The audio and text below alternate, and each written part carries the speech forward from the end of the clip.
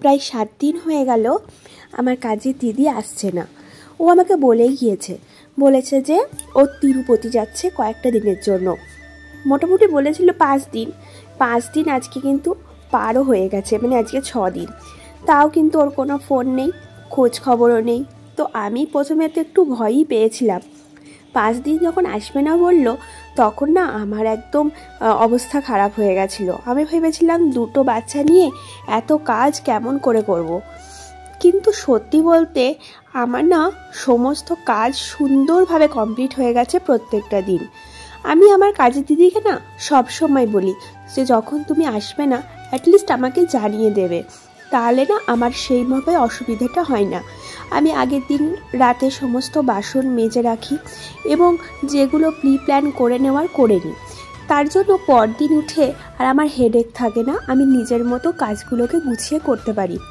আগের দিন রাতেই আমি না সুন্দর করে ভেবে দিই পরদিন আমি কি কি কাজ করব আর কেমনভাবে কাজ করব আর কি কি রান্না করব।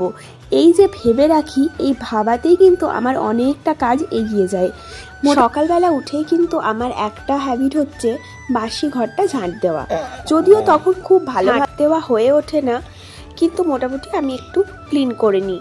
তারপরেই আমি রান্নাটা করে নিই। মোটামুটি লাঞ্চে আমরা যা যা খাই সকালে কিন্তু আমার সমস্তটাই রান্না বান্না হয়ে যায়। মোটামুটি 8টার মধ্যে আমার যেহেতু লাঞ্চের রান্না কমপ্লিট হয়ে যায়, তারপরেই কিন্তু আমি ঘর ক্লিনিং করতে শুরু করি।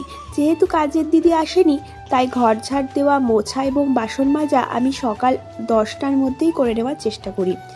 আজকে যেহেতু বৃহস্পতিবার, আমার কিন্তু কাজের একটু চাপ বেশি আছে, কারণ এই দিন কিন্তু আমার পুজো করতে বেশ খানিকটা সময় লাগে। সিংহাসনের আসন থেকে শুরু করে সমস্ত কর্নার কিন্তু আমি ওদিন খুব ভালো করে পরিষ্কার করি। সপ্তাহের এই একটা দিন আমি কিন্তু ঠাকুর ঘরের পেছনে বেশ খানিকটা সময় ব্যয় করি। বেশিরভাগ দিনই ওদিন কিন্তু রাতের রান্নাটা আমি রাতেই করি। সপ্তাহের আর 5টা দিন যেরকম আমি করি, সকালেই রাতের রান্নাটা করে রাখি। বৃহস্পতিবার অনেক ক্ষেত্রে হয় কি, আমার সকালে কিন্তু রান্না করার সময় হয়ে ওঠে না। এই আজকেই যেমন ঘর ঝাড় দেওয়া, মোছা, বাসন মাজা এইসব করতে করতেই আমার অনেকটা সময় কেটে গেছিলো, মোটামুটি 10টা বেজে গেছিলো। তারপরে স্নান করে আমি পুজো করেছি, আর তার আগে তো বেশ কিছু ডাস্টিং আমার থাকেই রোজকার রোজ। আর আমি না প্রত্যেক দিনই একটা করে কর্নার বেছে নিই, বা যে দিকটা পরিষ্কার করব সেটা চয়েস করে নিই। আজকে যেমন আমি চয়েস করে নিয়েছিলাম এই যে ডাইনিং টেবিলটা। এই ডাইনিং টেবিলটা কিন্তু সবসময়তেই ক্লিন থাকে, কিন্তু এই ডাইনিং টেবিলের সঙ্গে যে জানলাটা আছে এখানে কিন্তু বেশ ঝুল জমে, আর সপ্তাহে সপ্তাহে আমাকে ক্লিনিংও করতে হয়। আমি ডাইনিং টেবিলটাও সবসময়তেই একটু পরিষ্কার ছিমছাম রাখার চেষ্টা করি। আর সকালবেলা উঠে না আমার একটা বড় কাজ হচ্ছে জলের বোতলগুলো একদম ভালো করে পরিষ্কার করে মেজে নিয়ে তার মধ্যে জল ভরে রেখে দেওয়া। আর আমার তো ছেলেকে খাওয়ানো সমস্ত কিছু একদম অন টাইম আমি করি। আমি 30-এর বেলাতেও তাই করেছি। একদম টাইমলি 2 ভাইকেই কিন্তু আমি খেতে দিই। ওরা খাক না খাক আমি কিন্তু ট্রাই করি মানে টাইমটাকে মেনটেন করার। যেমন দুপুর 1টার মধ্যে আমি কিন্তু ওদেরকে লাঞ্চ করাই।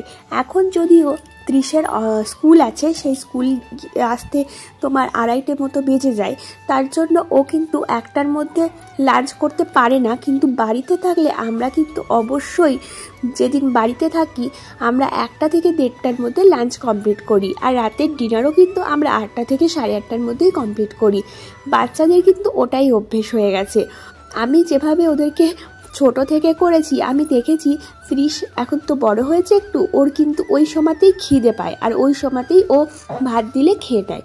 ছোটটা একটু বদমাশি করে, ও তো খেতে চায় না। আর এখন একটু যে ওর ঠান্ডা লেগেছে, তার জন্য কিন্তু খাওয়াটা একদম পুরো বন্ধ করে দিয়েছে। তাই জন্য ওকে না একটু জোর করেই খাওয়াতে হচ্ছে 2 দিন ধরে।